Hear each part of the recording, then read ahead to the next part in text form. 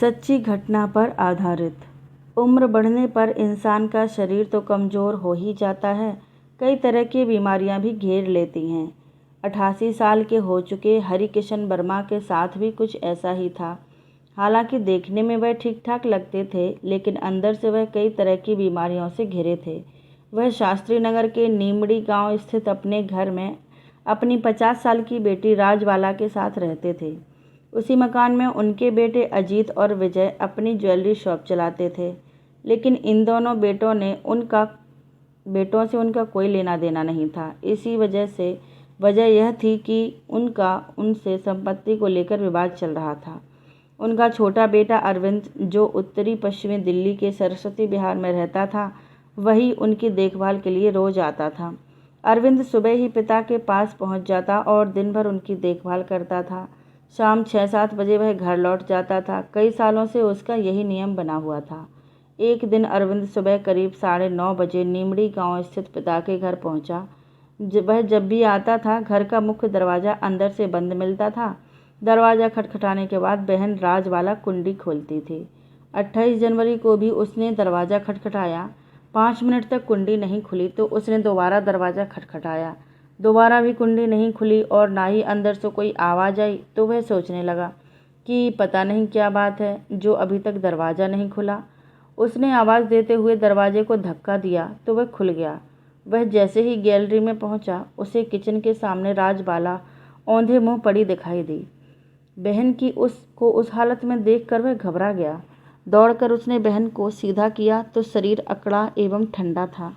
नाक और मुंह से थोड़ा खून भी निकला हुआ था, जो सूख चुका था। बहन की हालत देखकर वह सहम उठा। उसे पिता के लिए डर सताने लगा, तो आवाज़ देते हुए वह सामने वाले कमरे में गया। वहाँ टीवी चल रहा था और उसके पिता, जो लुंगी बांधे रहते थे, वह बेड पर पड़ी थी। इसके बाद वह सामने वाले कमरे में गया तो वहाँ पिता रजाई में लिपटे हुए मिले। रजाई हटाई तो उनका शरीर भी ठंडा और अकड़ा हुआ था। उन्हें पेशाब की नली जो लगी हुई थी, वह जस की तस लगी थी। बहन और पिता की हालत देखकर अरविंद चीखता हुआ बाहर आया और सभी को यह बात बताई। इसके बाद उसने यह सूचना दिल्ली पुलिस के कंट्रोल रूम को दे दी। नीमड़ी गांव के नज़दीक मुख्य रोड पर स्थित पेट्रोल पंप के पास अक्सर पुलिस कंट्रोल रूम की वैन खड़ी रहती है। 100 नंबर पर कॉल होते ही वैन नीमड़ी गांव पहुंच गई और हरिकिशन तथा उनकी बेटी राजबाला को बाड़ा हक्सद्वार अस्पताल ले गई, जहां डॉक्टरों ने दोनों को मृत घोषित कर दिया। चूंकि यह क्षेत्र उत्तरी दिल्ली के थाना सराय रोहिल्ला के अंतर्गत आता था, इसीलिए पुलिस कंट्रोल रूम से यह सूचना थाना सराय रोहिल्ला को दे दी गई। हरिकिशन और उनके बेटों को थाना सराय रोहिल्ला के ज़्यादातर पुलिसकर्मी जानते थे। इसकी वजह यह थी कि हरिकिशन और उनके बेटे आए दिन झगड़े की शिकायतें लेकर वहां आते रहते थे। उनके बीच प्रॉपर्टी को लेकर काफ़ी समय से झगड़ा चल रहा था। इसीलिए सूचना पाकर कार्यवाहक थाना प्रभारी साहिब सिंह लाकड़ा, एसआई आलोक कुमार राजन, कांस्टेबल यशपाल को लेकर नीमड़ी गांव पहुंच गए। वहां से पता चला कि पुलिस कंट्रोल रूम की वैन हरिकिशन और राजबाला को हिंदूराव अस्पताल ले गई है, तो कांस्टेबल यशपाल को घटनास्थल पर छोड़कर साहिब सिंह लाकड़ा और एसआई आलोक कुमार हिंदूराव अस्पताल पहुंचे। साहिब सिंह ने वहां मौजूद मृतक हरिकिशन के बेटे अरविंद से बात करने के बाद इस घटना की जानकारी एसीपी मनोज कुमार मीणा और डीसीपी मधुर वर्मा को दे दी। 2 हत्याओं की बात थी, इसीलिए डीसीपी मधुर वर्मा, डीसीपी द्वितीय असलम खां, एसीपी मनोज कुमार मीणा भी घटनास्थल का दौरा करने के बाद बाड़ा हिंदूराव अस्पताल पहुंच गए। सूचना पाकर हरिकिशन के अन्य दोनों बेटे विजय वर्मा और अजीत वर्मा, जिनसे उनका झगड़ा चल रहा था, वे भी अस्पताल पहुंच गए थे। उन्होंने भी अपने पिता और बहन की हत्या पर दुख जताया। पिता और बहन की हत्या हुई थी, इसलिए दुख होना स्वाभाविक था।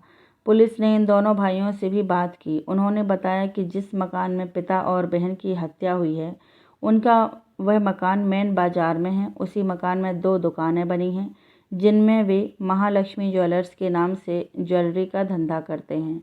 वे रोजाना सुबह 10 बजे के करीब अपनी दुकानें खोलते हैं और रात 9 बजे बंद करके सरस्वती विहार स्थित अपने फ्लैटों पर चले जाते हैं।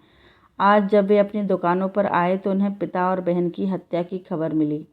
जब उन्हें पता चला कि दोनों को बाड़ा हिंदूराव अस्पताल ले जाया गया है तो वे वहां आ गए। आप दोनों बता सकते हैं कि इनकी हत्या किसने की होगी? साहिब सिंह ने पूछा। पता नहीं सर, यह किसने किया है इस बारे में हम किसी का नाम भी तो नहीं ले सकते, लेकिन इतना ज़रूर बता सकते हैं कि कल रात 9 बजे के करीब जब हम दुकान बंद करके अपने घर के लिए निकले थे तब दोनों ठीक ठाक थे, अजीत वर्मा ने कहा।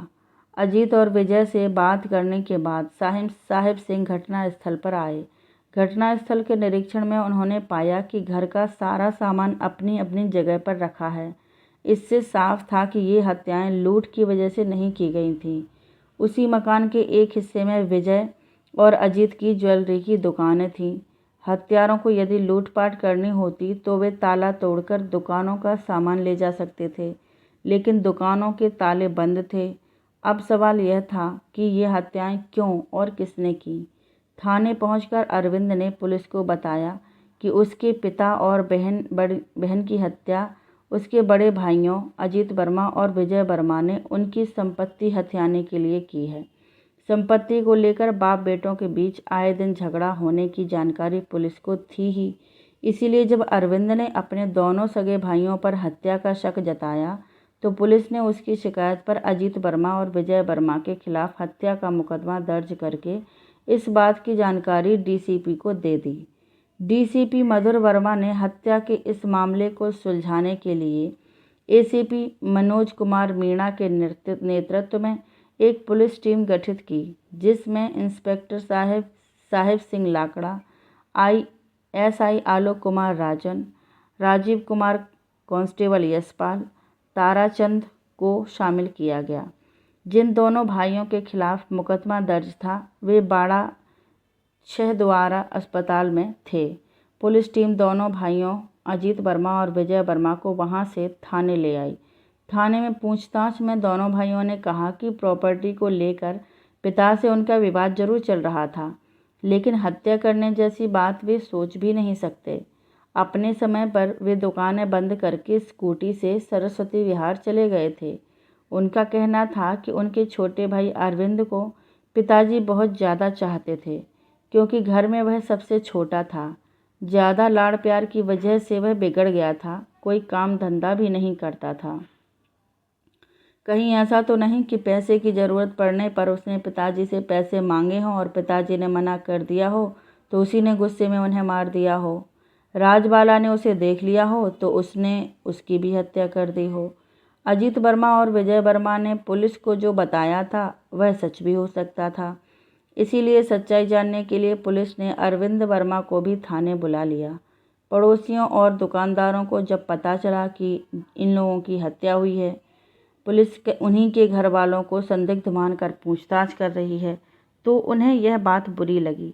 दुकानें बंद करके सभी इकट्ठा हुए और कहने लगे कि पुलिस इस मामले को गंभीरता से ना लेकर घर वालों को ही परेशान कर रही है। इस बात से नाराज होकर सभी पुलिस के खिलाफ नारेबाजी करने लगे। एएसपी मनोज कुमार मीणा और अन्य अधिकारियों ने भीड़ को समझाया और विश्वास दिलाया कि उन्हें कातिलों का सुराग मिल चुका है, इसीलिए कातिल जल्द ही पुलिस की गिरफ्त में होंगे। पुलिस किसी निर्दोष को कतई नहीं फंसाती। उनके काफ़ी समझाने के बाद भीड़ शांत हुई। पुलिस पर मामले के खुलासे का दबाव बढ़ता जा रहा था। अरविंद और उसके दोनों भाई पुलिस की गिरफ्त में थे। पुलिस उन दोनों से अपने अपने तरीके से पूछताछ कर रही थी। पुलिस ने पड़ोसियों से पूछताछ करके यह जानने की कोशिश की कि हरि किशन और उनकी बेटी राजबाला की किसी से कोई दुश्मनी तो नहीं थी। इस पूछताछ में एक बात सामने आई कि हरि किशन अकड़ वाले जिद्दी स्वभाव के आदमी थे। अगर कोई आदमी उनके घर के आगे गाड़ी खड़ी कर देता था तो वह उससे लड़ने को तैयार हो जाते थे, लेकिन ये झगड़े ऐसे नहीं थे जिससे कोई उनकी हत्या कर देता। हरि किशन का नीमड़ी गांव में 100 वर्ग गज का जो मकान था वह वहां की मेन बाजार में था। मौजूदा समय में उसकी कीमत करोड़ों रुपए में थी। इससे पुलिस को लग रहा था कि ये हत्याएं प्रॉपर्टी को लेकर ही की गई हैं। तीनों भाई खुद को बेकसूर बता रहे थे। एसआई आलोक कुमार राजन जिस समय साहिब सिंह के सामने तीनों भाइयों से पूछताछ कर रहे थे, उसी समय इंद्रलोक चौकी के प्रभारी राजीव कुमार सीसीटीवी कैमरे की एक फुटेज लेकर आ गए। वह फुटेज हरिकिशन के मकान के सामने स्थित एक ज्वेलर्स की दुकान के सामने लगे सीसीटीवी कैमरे की थी। पुलिस को उस फुटेज से पता चला कि अरविंद रोजाना सुबह 9-10 बजे के बीच पिता के पास आता था और शाम 7 साढ़े 7 बजे तक वहां रहता था। वह 7:30 बजे के करीब मकान के मुख्य दरवाजे से बाहर निकलता दिखाई दिया था। पूछताछ में अरविंद ने बताया कि ये वही था। उसी फुटेज में 8:30 बजे के करीब एक युवक हरिकिशन के मकान के मुख्य दरवाजे से तेजी से निकलता दिखाई दिया। HD क्वालिटी के सीसीटीवी कैमरे की फुटेज में वह युवक साफ तौर पर घबराया हुआ दिख रहा था। उसके निकलने के कुछ देर बाद 2 लोग तेजी से उसी दरवाजे से निकले। वे दोनों हेलमेट लगाए हुए थे। पुलिस ने वह फुटेज अरविंद को दिखाई तो उसने उन लोगों को पहचान कर बताया कि हेलमेट लगाकर निकलने वाले उसके बड़े भाई अजीत और विजय हैं। उनसे पहले जो युवक भागता हुआ निकला था वह विजय का बेटा विकास है। अरविंद ने बताया कि विकास कभी कभी वहां आता था। घर से निकलते समय इतना घबराया हुआ क्यों था, यह बात उसकी समझ में नहीं आई। उस दिन अजीत और विजय घर के अंदर से हेलमेट लगाकर निकले थे, जबकि इसके पहले वे अपना हेलमेट हाथ में लेकर निकलते थे और स्कूटी पर बैठने के बाद हेलमेट लगाते थे। पुलिस ने वह फुटेज अजीत और विजय को दिखाई तो उन्होंने यह तो माना कि हेलमेट लगाए हुए वही घर से निकले थे, लेकिन उस दिन वे घर के अंदर से हेलमेट लगाकर क्यों निकले, इस बात का भी कोई उचित जवाब नहीं दे सके। पूछताछ के लिए पुलिस विजय के बेटे विकास को थाने ले आई। विकास को अलग ले जाकर जब पुलिस ने इस दोहरे हत्याकांड के बारे में सख्ती से पूछताछ की गई तो उसने सारी सच्चाई पुलिस को बता दी। उसने बताया कि उसी ने अपने पिता और चाचा के साथ मिलकर दादा और बुआ की हत्या की थी। बेटों द्वारा बाप और बहन के कत्ल की बात सुनकर पुलिस हैरान रह गई, क्योंकि एक बाप ने जिस तरह जी जान लगाकर अपने बेटों की परवरिश की थी, किसी लायक बनाया था, वही बेटे उनकी जान ले लेंगे, ऐसा किसी ने सोचा भी नहीं था। खैर, केस खुल चुका था। अजीत और विजय, जो अब तक पिता और बहन की हत्या पर घड़ियाली आंसू बहा रहे थे और खुद को बेकसूर बता रहे थे, उनकी हकीकत सामने आ चुकी थी। पुलिस ने उन दोनों के सामने विकास से पूछताछ की। उसने उनके सामने भी हत्या का खुलासा कर दिया। अब विजय और अजीत कैसे हत्या से मना कर सकते थे, लिहाजा उन्होंने भी स्वीकार कर लिया कि इस डबल मर्डर को उन्होंने ही अंजाम दिया था। उन्होंने बताया कि पिता और बहन ने उनके सामने ऐसे हालात खड़े कर दिए थे कि उनकी हत्या करने के अलावा उनके पास कोई दूसरा उपाय नहीं था। विकास, विजय और अजीत से पूछताछ के बाद हरकिशन और उनकी बेटी राजबाला की हत्या की जो कहानी सामने आई वह इस प्रकार थी। हरिकिशन वर्मा मूल रूप से हरियाणा के जिला झज्जर के रहने वाले थे। सन 1950 के आसपास नौकरी की तलाश में वह दिल्ली आए तो सन 1953 में दिल्ली के एक सरकारी प्राइमरी स्कूल में उनकी नौकरी लग गई। इसके बाद वह अपनी पत्नी लक्ष्मी देवी को भी दिल्ली ले आए। हरिकिशन की ड्यूटी गुलाबी बाग के स्कूल में थी, इसलिए उन्होंने वहीं नीमड़ी गांव में किराए का कमरा ले लिया। हंसी खुशी के साथ उनका समय बीत रहा था। वह एक कर 4 बेटों आज़ाद, अजीत, विजय, अरविंद और 4 बेटियों सावित्री, सरला, राजबाला और चंद्रकला के पिता बने। हरिकिशन के पिता हरलाल गांव में रहते थे। वह हरिकिशन के लिए अनाज वगैरह भेजते रहते थे। घर से सहयोग मिलने की वजह से हरिकिशन को किसी तरह की कोई परेशानी नहीं होती थी। उसी दौरान उनके पिता ने नीमड़ी गांव में उनके लिए 100 वर्ग गज का एक प्लॉट खरीद दिया था। वह प्लॉट गांव की मुख्य सड़क के किनारे था। हरिकिशन उसी प्लॉट में घर बनवाकर रहने लगे। उन्होंने अपने सभी बच्चों को पढ़ाया लिखाया। बच्चे जैसे जवान होते गए वह उनकी शादियां करते गए। बड़े बेटे आज़ाद की युवावस्था में ही मौत हो गई थी। उसके बाद उनके 3 बेटे रह गए थे।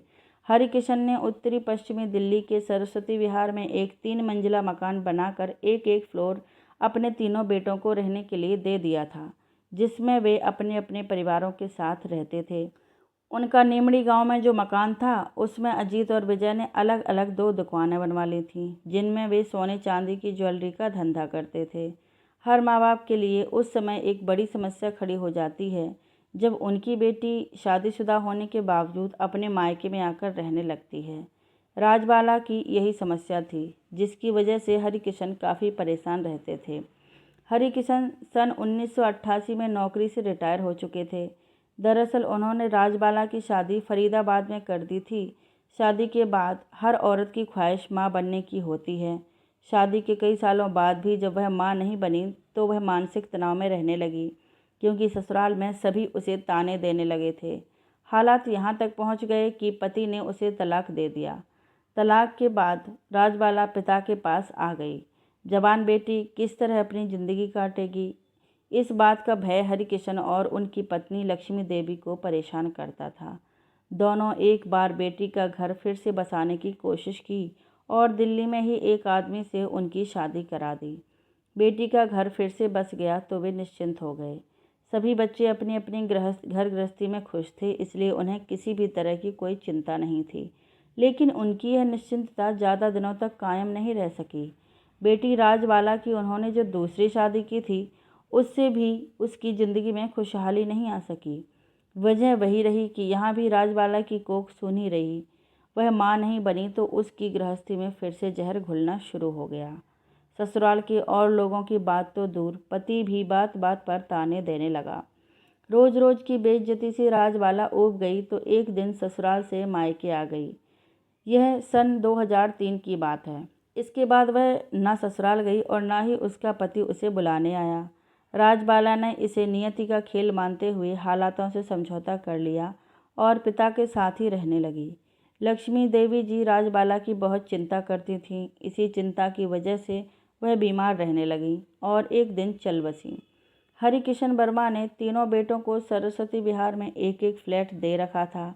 उन्हें अब बेटी राजबाला की चिंता थी। उनके ना रहने पर बेटे राजबाला की देखभाल करेंगे या नहीं, इस बात पर उन्हें संशय था। इसीलिए वह नीमड़ी गांव वाला मकान राजबाला को देना चाहते थे, जिससे भविष्य में उसे किसी का मोहताज ना रहना पड़े।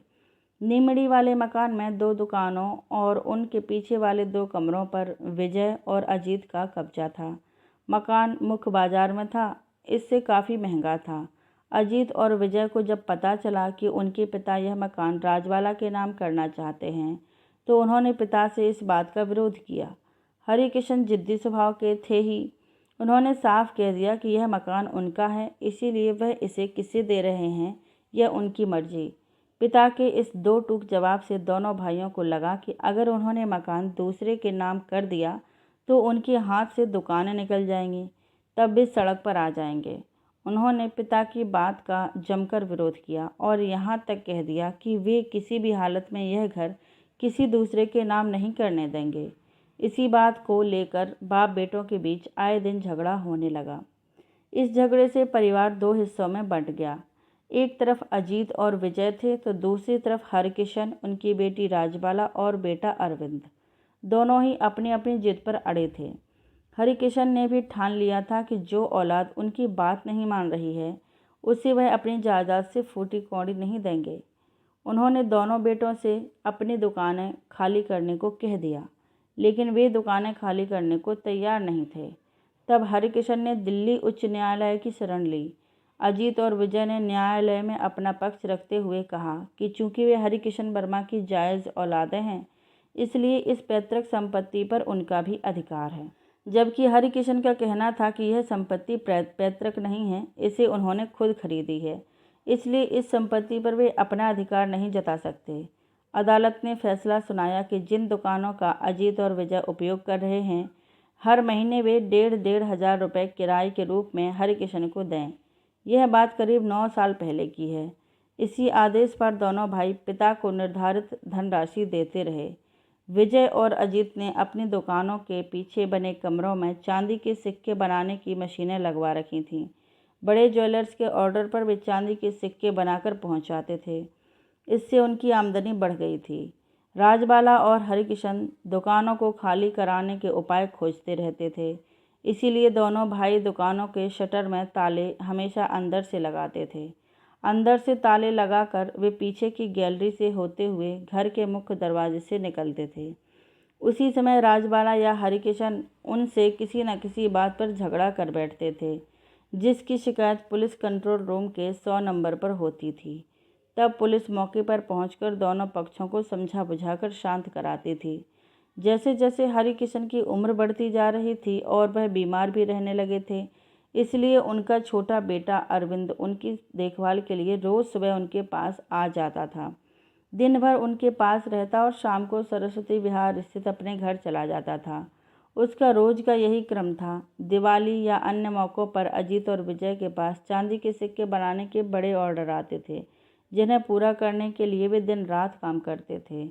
इनके काम को प्रभावित करने के लिए राजबाला 100 नंबर पर फ़ोन करके शिकायत कर देती थी कि उसके भाई सिक्के बनाने में तेजाब का इस्तेमाल करते हैं, जिसकी स्मेल से उसके बूढ़े पिता को सांस लेने में परेशानी होती है। इस शिकायत पर पुलिस आकर उनका काम रुकवा देती थी। काम रुकने पर विजय और अजीत का नुकसान होता। इस तरह के फ़ोन राजबाला अक्सर करती रहती थी। आए दिन के इस तरह के झगड़ों से दोनों भाई परेशान रहते थे। एक दिन विजय के हाथ पिता के इसी मकान की एक पर्ची हाथ लग गई। वह पर्ची गांव वजीरपुर के प्रधान द्वारा लिखी गई थी। पहले जब लोग कोई फ्लैट या मकान खरीदते थे, गांव में इसी तरह की पर्चियों पर लिखा पढ़ी हो जाती थी। हरकिशन को भी प्लॉट की इसी तरह की पर्ची कटी थी। वह पर्ची हरिकिशन के पिता हरलाल के नाम थी, लेकिन हरिकिशन ने उस पर्ची पर कंस्ट करके अपना नाम लिख दिया था। विजय को इस पर्ची से लगा कि नीमड़ी गांव वाला प्लॉट उसके दादा हरलाल ने खरीदा था, यानी जिस प्लॉट को हरिकिशन अपने द्वारा खरीदा बता रहे थे, वह उनके दादा का खरीदा था, जबकि दादा की संपत्ति परिवार के लोगों की मर्जी के बिना किसी और को नहीं दी जा सकती थी। उसी पर्ची के आधार पर विजय ने 30 हजारी न्यायालय में इस्तिगासा दाखिल कर प्लॉट की उस पर्ची पर कटिंग कर धोखाधड़ी करने वाले पिता हरिकिशन और भाई अरविंद के खिलाफ रिपोर्ट दर्ज कराने की अपील की थी। तब तत्कालीन महानगर दंडाधिकारी ज्योति कलेर के आदेश पर उस पर्ची की फॉरेंसिक जांच हुई तो यह बात सिद्ध हो गई कि पर्ची पर कटिंग करके हरिकिशन का नाम बाद में लिखा गया था। इसके बाद कोर्ट के आदेश पर हरिकिशन और उनके छोटे बेटे अरविंद के खिलाफ सराय रोहिल्ला थाने में भादमवी की धारा 420, 467, 468, 120 बी के तहत रिपोर्ट दर्ज हो गई थी। इस केस में हरिकिशन की गिरफ्तारी हुई तो अरविंद ने अपनी अग्रिम जमानत ले ली थी। कोर्ट में केस चलने के बावजूद इन लोगों के बीच चल रहा झगड़ा बंद नहीं हुआ। छोटी छोटी बातों पर झगड़ा करके पुलिस को फ़ोन करना आए दिन की बात थी, इसलिए थाने का हर पुलिसकर्मी ने अच्छी तरह से जानता था। झगड़े से विजय और अजीत का धंधा चौपट हो रहा था। उन पर लोगों का कर्ज भी हो गया था। शाम दोनों भाई इसी समस्या पर विचार कर रहे थे, तभी विजय का बेटा विकास आ गया। अपने पिता और चाचा की हालत देखकर वह भी परेशान हो गया। उसकी समझ में नहीं आ रहा था कि इस समस्या का समाधान कैसे निकाला जाए। अचानक विकास तैस में आ गया। उसने कहा कि क्यों ना इस समस्या की जड़ हरिकिशन और राजबाला को ही खत्म कर दिया जाए। उपाय अच्छा था। विजय और अजीत विकास की बात पर सहमत हो गए, लेकिन समस्या यह थी कि यह सब किया कैसे जाए। विकास ने कहा, यह बहुत आसान है। दादा और बुआ को गला दबाकर मार देते हैं, उसके बाद हम लोग निकल चलते हैं। यहाँ अरविंद चाचा भी आते हैं, वह दिन भर इनके पास रहते हैं। पुलिस जब पूछताछ करेगी तो हम अरविंद का नाम ले लेंगे। इस तरह से एक तीर से दो शिकार हो जाएंगे। लालच में आकर तीनों ने हरिकिशन और उसकी बेटी राजबाला की हत्या करने की पूरी योजना बना डाली। शाम 7 बजे के बाद जब अरविंद वहां से चला गया तो 8 बजे के करीब उन्होंने अपनी दुकानों के शटर गिराकर अंदर से ताले बंद किए। इसके बाद वे तीनों गैलरी से होते हुए उन कमरों की तरफ गए जहां हरिकिशन और राजबाला रहते थे। राजबाला उस समय कमरे में बैठी टीवी देख रही थी। विजय उसके कमरे में इस तरह घुसा कि राजबाला को उसके आने की भनक तक नहीं लगी। विजय ने उसके पास पहुंचकर पहले एक हाथ से मुंह दबोचा और दूसरे हाथ से उसका गला दबाने लगा। राजबाला मजबूत जिस्म की थी। उसने खुद को छुड़ाने की कोशिश की। किसी तरह उसने खुद को छुड़ा भी लिया। वह कमरे से निकलकर बाहर के दरवाजे की ओर भागी तो विजय ने उसे पकड़कर गिरा दिया और दोनों हाथों से गला घोंट दिया। अजीत और विकास उस कमरे में गए जिसमें हरिकिशन सोते थे। हरिकिशन उस समय रजाई ओढ़े सो रहे थे। आते ही विकास ने हरिकिशन का मुंह वहां पड़ी धोती से दबाया तो हरिकिशन जाग गए। उन्होंने अपना बचाव करते हुए विकास को गाल पर एक चांटा मारा तो विकास की पकड़ ढीली पड़ गई। तभी अजीत ने विकास को हटाकर खुद पिता का मुंह और नाक हाथ से दबा दिया। हरिकिशन तड़पने लगे तो विकास ने उनके पैर दबोच लिए। कुछ देर में उनका शरीर ढीला पड़ गया तो उन्होंने उनकी लाश रजाई में लपेट दी। उन्हें उम्मीद थी कि मकान के मुकदमे से जुड़े कागजात घर में रखी सेफ में रखे होंगे, इसीलिए वे चाबी तलाशने लगे। राजबाला के कमरे में उन्हें एक बैग मिला जिसमें उन्हें अलमारी की चाबी मिल गई। वह चाबी विजय ने अपने पास रख ली। दोनों हत्याएं करने के बाद पहले विकास निकला। वह घबराया हुआ इधर उधर यह देख रहा था कि उसे घर से निकलते कोई देख तो नहीं रहा। इसके कुछ देर बाद सिर पर हेलमेट लगा कर विजय और अजीत निकले। जाते समय वे दरवाजे को भिड़ा गए थे। तीनों ने यही सोचा था कि घर से निकलते हुए उन्हें किसी ने नहीं देखा, लेकिन उनके घर के सामने ज्वेलर्स की दुकान के बाहर उच्च क्वालिटी के लगे सीसीटीवी कैमरे ने देख लिया था। शायद उन्हें पता नहीं चला। विकास मेट्रो से तो विजय और अजीत अपनी एक्टिवा से सरस्वती विहार स्थित अपने फ्लैटों पर चले गए थे। तीनों यही सोच रहे थे कि उन पर किसी को शक नहीं होगा, लेकिन उनकी हकीकत कैमरे के सामने आ गई थी। पुलिस ने विजय, अजीत और विकास से पूछताछ कर उन्हें 30 हजारी न्यायालय में महानगर दंडाधिकारी अजय कुमार मलिक के समक्ष पेश कर 2 दिन के पुलिस रिमांड पर लिया। पुलिस ने सेफ की चाबी व अन्य सबूत इकट्ठा कर उन्हें फिर से उन्हीं की अदालत में पेश किया, जहां से सभी को न्यायिक हिरासत में भेज दिया गया। कथा पुलिस सूत्रों और अभियुक्तों से की गई बातचीत पर आधारित है।